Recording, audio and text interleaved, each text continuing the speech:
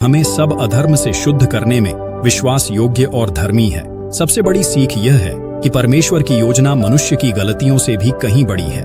वह हमारी भूलों और पापों के बावजूद भी अपना कार्य पूरा करता है। यह कहानी हमें याद दिलाती है कि सच्चाई और न्याय हमेशा विजयी होते हैं, बस समय और धैर्य चाहिए। आज की आधुनिक दुनिया में यहूदा और तामार की कहानी हमें कई महत्वपूर्ण सबक देती है। सबसे पहले, निष्पक्षता और न्याय का पालन करना अनिवार्य है। अगर हम किसी के साथ अन्याय करते हैं तो हमें इसका सामना करने को तैयार रहना चाहिए। यहूदा ने अपनी पारिवारिक जिम्मेदारी को नहीं निभाया। आज भी हमें अपने परिवार के प्रति अपने दायित्वों को गंभीरता से लेना चाहिए। तामार ने वर्षों तक धैर्य रखा। जब उसे लगा कि न्याय नहीं मिल रहा, तब भी उसने सही रास्ता चुना। हमें भी कठिन समय में धैर्य रखना चाहिए। यहूदा ने अपनी गलती मानी। यह आसान नहीं था, लेकिन यह सही था। हमें भी अपनी गलतियों को मानने का साहस रखना चाहिए। ये कहानी हमें दिखाती है कि परमेश्वर स्त्रियों को कैसे देखता है। उस समय के समाज में स्त्रियों की स्थिति बहुत निम्न थी, विशेषकर विधवाओं की, लेकिन परमेश्वर ने तामार का न्याय किया।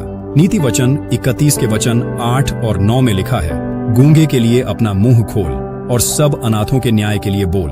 अपना मुंह खोलकर धर्म से न्याय कर और दीन दरिद्र का न्याय कर। यहूदा की कहानी विश्वास और संदेह के बीच संघर्ष की कहानी भी है। जब उसके 2 पुत्र मर गए तो उसने परमेश्वर पर संदेह किया। उसने सोचा कि तामार अशुभ है, लेकिन सच यह था कि समस्या तामार में नहीं, बल्कि उसके पुत्रों के व्यवहार में थी।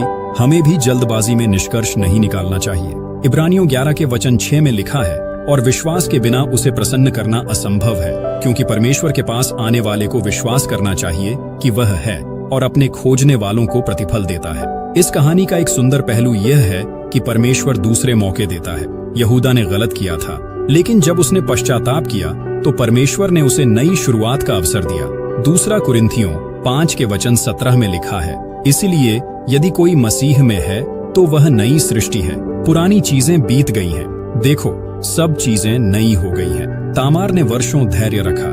वह आसानी से हार मान सकती थी, दूसरी जगह जाकर नया जीवन शुरू कर सकती थी, लेकिन उसने अपने अधिकारों के लिए लड़ाई जारी रखी। गलातियों 6 के वचन 9 में लिखा है, आइए हम भले काम करने में थक न जाएं, क्योंकि यदि हम हिम्मत न हारें तो समय पर कटनी काटेंगे। ये हमें सिखाता है कि सही कार्यों का फल कभी न कभी जरूर मिलता है। यहूदा और तामार की कहानी हमें पारिवारिक रिश्तों में ईमानदारी का महत्व सिखाती है।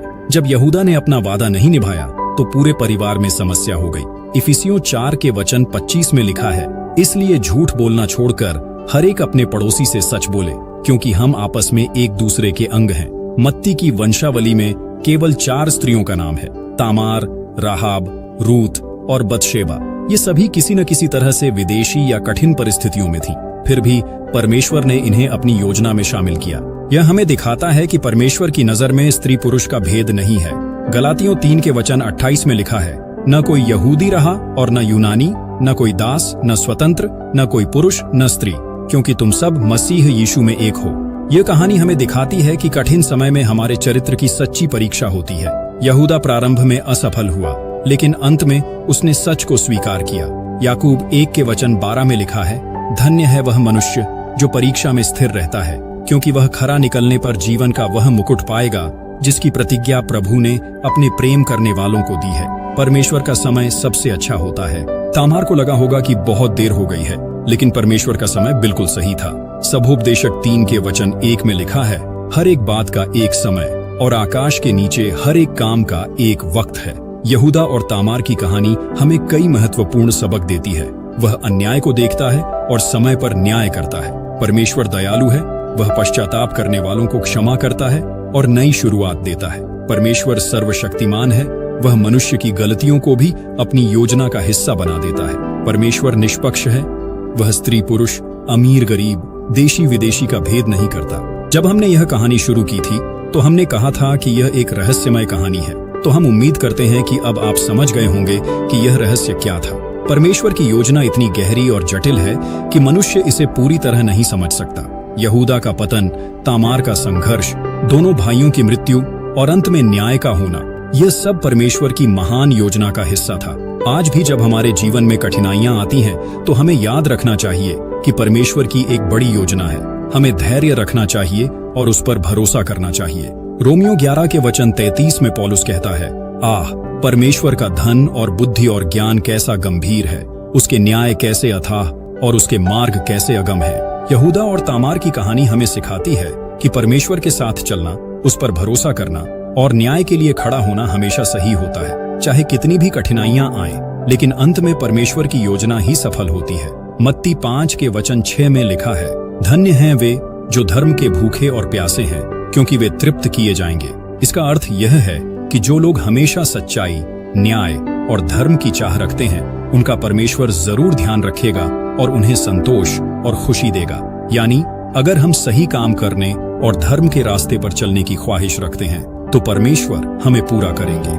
मेरे भाइयों और बहनों, वीडियो खत्म करने से पहले आइए हम सब मिलकर प्रार्थना करें। हे परमेश्वर, जिस तरह तूने तामार को न्याय दिया और यहूदा को माफी दी, उसी तरह हमारी जिंदगी में भी तेरी कृपा हो। अगर हमारे साथ अन्याय हो रहा है तो हमें तामार जैसा धैर्य दे, और अगर हमने गलती की है तो यहूदा जैसा पश्चाताप करने का साहस दे। आमीन। आज ही अपने मन में तय कर लीजिए, आप तामार की तरह अन्याय के खिलाफ खड़े होंगे या यहूदा की तरह अपनी गलतियों को स्वीकार करने का साहस दिखाएंगे। अगर यह कहानी आपको अच्छी लगी तो लाइक बटन दबाइए, कमेंट में बताइए कि इस कहानी से आपको क्या सीख मिली। साथ ही जय मसीह की हल्लेलुयाह या आमीन जरूर लिखें। और हाँ, चैनल को सब्सक्राइब करना ना भूलें ताकि ऐसी ही और भी प्रेरणादायक बाइबल की कहानियां आप तक पहुंचती रहें। अगले वीडियो में फिर मिलेंगे एक और रोमांचक कहानी के साथ। तब तक के लिए परमेश्वर आप सभी को आशीष दें। धन्यवाद।